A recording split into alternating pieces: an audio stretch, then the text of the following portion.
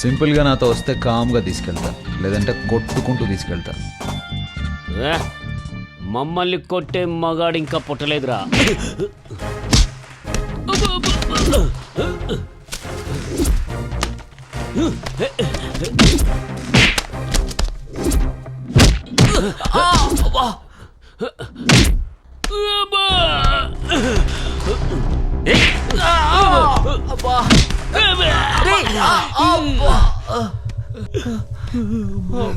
నీకు ఫైట్ చేయడం రాదా?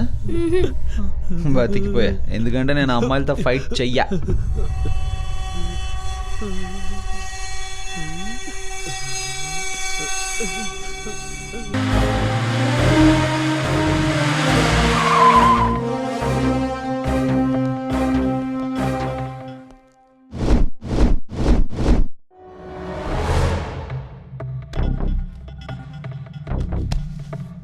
Why robbery?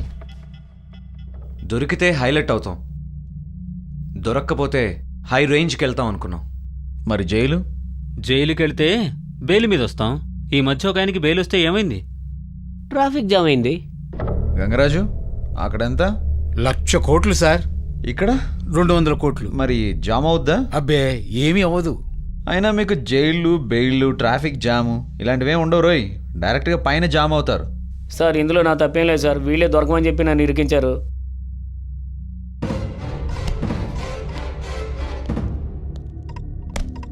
ఏంటే అంతలా చూస్తున్నావు? అంతగా నచ్చానా? చూస్తే నచ్చినట్టేనా? నచ్చితే చూడడం తప్ప మీరు ఏం చేయలేరే.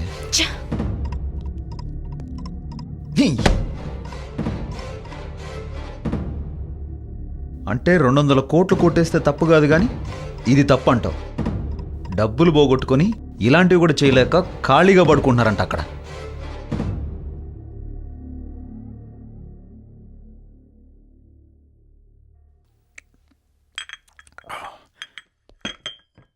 Well done, Pawan. You have done a great job. No sir, I just done my duty only.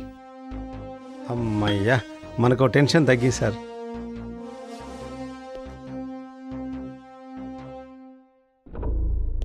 Sir మీరేమీ అనుకోకపోతే హోమ్ మినిస్టర్ నుంచి మీకు థ్రెట్ ఉందని ఇంటెలిజెన్స్ రిపోర్ట్.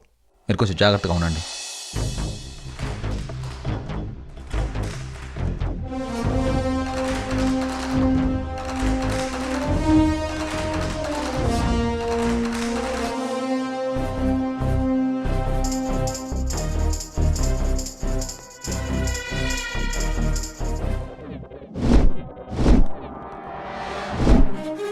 ఫ్లాష్ న్యూస్ చూస్తున్నాం. హోమ్ మినిస్టర్ కూతురు కిడ్నాప్. హోమ్ మినిస్టర్ కూతురు జాహ్నవిని ఎవరో దుండగులు కిడ్నాప్ చేశారు.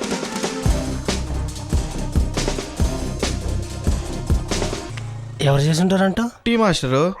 టీ కాదురా, హెచ్ఎం కూతుర్ని. అదా ఖచ్చితంగా చీఫ్ మినిస్టర్ చేసుంటారా చీఫ్ గా. ఆ హోమే ఏదో ప్లాన్ చేస్తుంటాడు. రేయ్ మావిడ అంటాడు కదా అని చెప్పానా? ఆ చెప్పినావు తీరా. మా నాయకుడు మాట్లాడేవరా? నా కాలర్ పట్టుకుంటారా? అరే చల్రా బాయ్ చల్. ఏంద్రా మీ లొల్లి? ఆ నక్సలు చేస్తుంటారు అయితే ఏంది? చిన్న బాబుని వాళ్ళు ఏం చేసుకుంటారు? గాలి ఎందుకు చేస్తే మీకేంద్రా? Tea తాగిదో by. నక్సలెట్లు ఎందుకు చేస్తుంటారు అంటావు మామ? నాకేం తెలుసురా. సరే ఇంకేంటి విషయాలు?